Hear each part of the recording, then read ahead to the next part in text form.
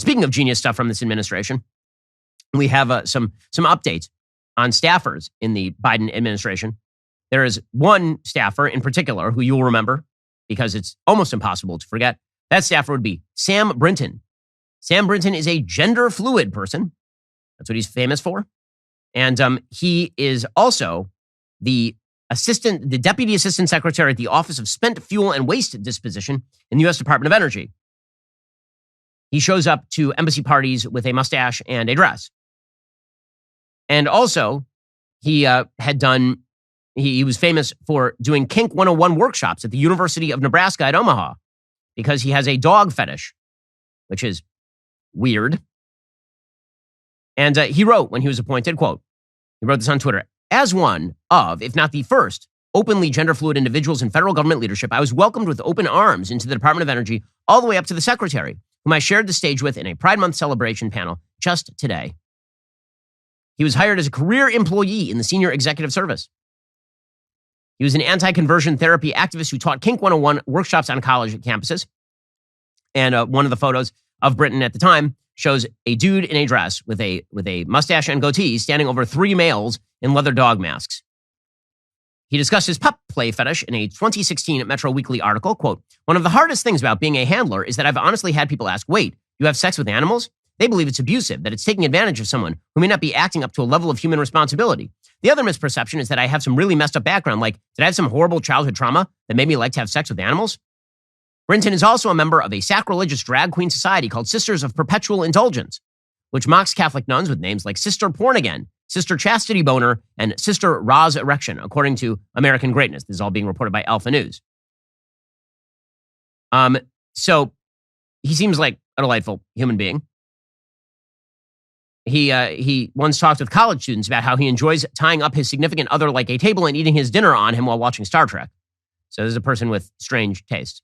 So why is this relevant again? The reason this is relevant again is because, according to media reports, law enforcement at the Minneapolis-St. Paul International Airport were alerted to a missing suitcase in the baggage claim area on September 16th.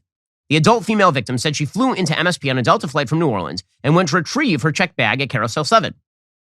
Airport records confirmed the navy blue Vera Bradley roller bag arrived at 4:40 p.m. but was missing from the carousel. So law enforcement reviewed video surveillance footage from the baggage claim area and observed Brinton removing a navy blue roller bag from Carousel 7, according to a criminal complaint.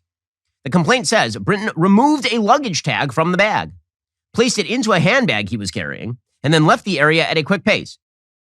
The only reason to remove a luggage tag from a bag is because you are stealing it. Brinton arrived at MSP Airport around 4:27 p.m. on an American Airlines flight from Washington, D.C., but didn't check a bag.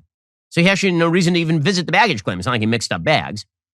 Police showed the surveillance video to the victim, and she confirmed it was her bag. Brinton left the airport in an Uber for a stay at the Intercontinental St. Paul Riverfront Hotel, where he checked in with the blue bag. He returned to MSP on September 18th with the bag in hand for a departing flight back to Washington, D.C., according to the authorities. Surveillance from Dulles International Airport shows Brinton traveling with the bag, again, not his bag, someone else's bag, on an October 9th return trip from Europe, the complaint notes.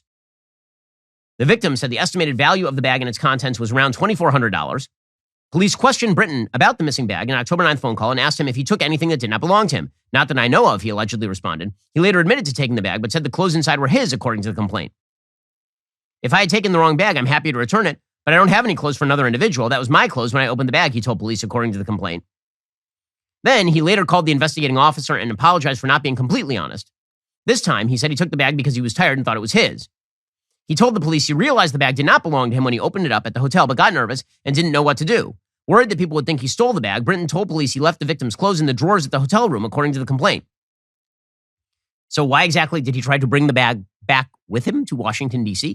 He said it would have been weird to leave a bag in the hotel room. Police told Brinton how to return the bag to Delta. As of October 27th, the victim had still not received her bag back. Also, there was no clothing in the hotel room. So, man, that is a dog-eat-dog story right there. That is some... They thought that they might have been barking up the wrong tree. But as it turns out, nope. This dude was just stealing other women's luggage so he could wear her clothes. Which sounds like, by the way, this is not the first time this person has done this. And that's not something that you just, I think, randomly do.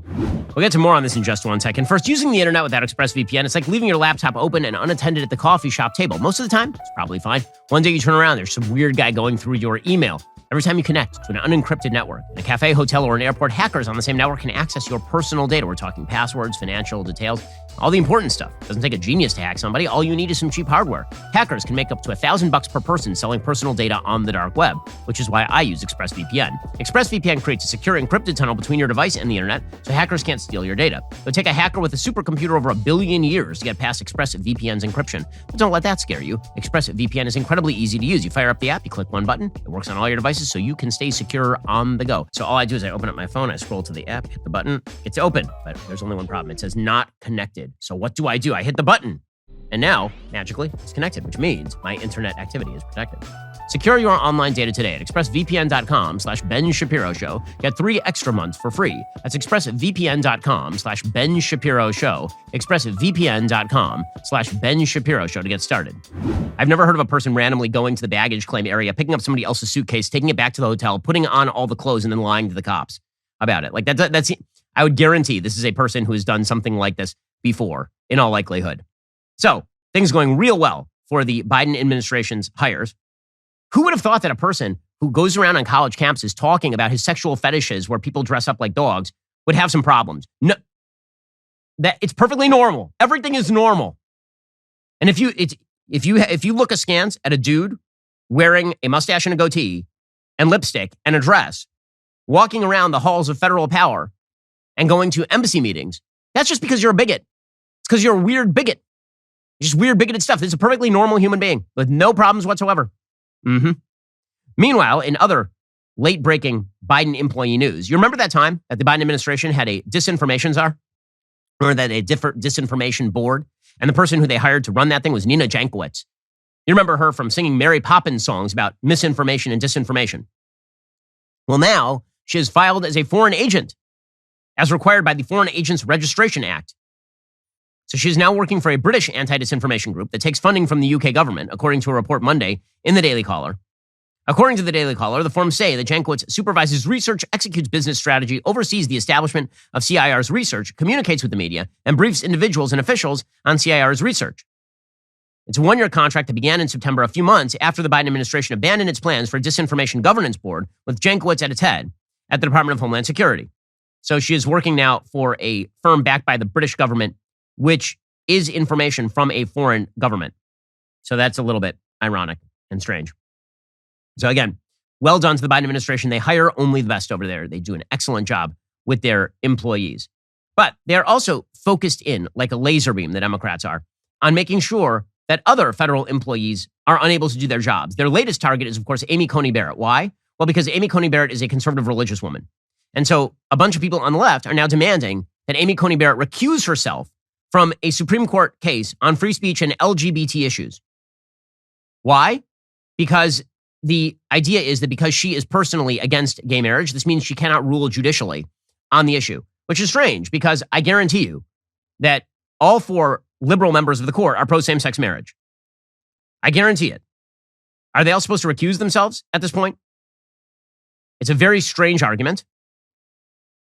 Former members of the People of Praise organization recently told The Guardian the justice's lifelong and continued membership in the Christian group means she cannot rule impartially in the case surrounding a Colorado web designer who says her religious beliefs prevent her from creating custom wedding websites that celebrate same-sex marriage. So apparently, if you believe in God, you're not allowed to rule on any issue involving religion in front of the Supreme Court, which means, by default, the only people who would get to rule on these particular issues, wait for it, are secularists who don't believe in God and who also have a vested interest.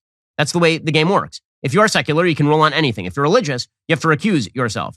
All this prompted Sarah Haynes to say the only intelligent thing I've seen on The View in a while. She says, why exactly should Amy Coney Barrett recuse herself? Well, what exactly is the idea here?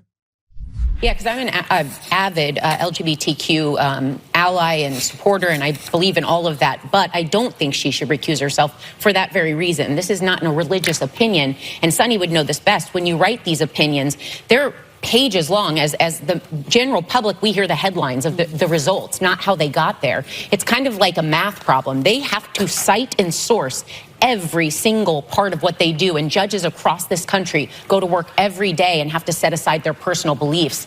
So despite maybe not liking where she gets through her legal philosophy, I don't think it necessarily is immersed in just her religious belief. Now, normally you would just say, well, duh to this, but the left insists that the only people who ought to be major decision makers in the United States are people who agree with them. Everybody else, if you're a religious person, this means that you're a religious bigot and you should be recused from any important case, which means the only people who get to decide on freedom of religion are, of course, people who don't believe in God. Alrighty, guys, the rest of the show is continuing right now. You're not going to want to miss it. If you're not a member, click the link in the description and join us.